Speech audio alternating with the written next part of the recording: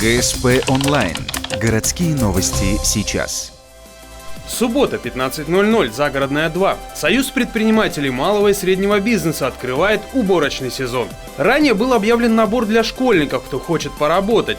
Задача – помочь убрать город, но не бесплатно, а как полагается, за зарплату. И вот в первый рабочий день пришло более 25 человек.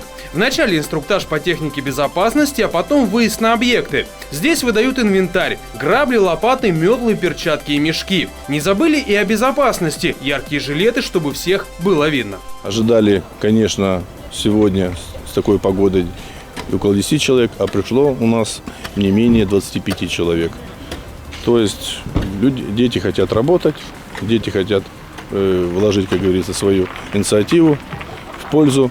Сегодня задача убрать дворы жилых домов по улице Синюкова и Интернациональная. Основной фронт работ – бытовой мусор, старые листья и трава, а также сугробы, которые надо раскидать, чтобы таяли побыстрее. Каждому школьнику ставят 3 отработанных часа. Все-таки убрать в родном городе, приятно же, когда он чистый и красивый. Поэтому, так сказать, во благо. Каждый час работы активистов оплачивается. Уже в следующий раз число команд и точек увеличат. Школьники будут трудиться каждую субботу вплоть до 1 июня. Тогда подведут итоги, выдадут зарплату и премиальный за отличный труд.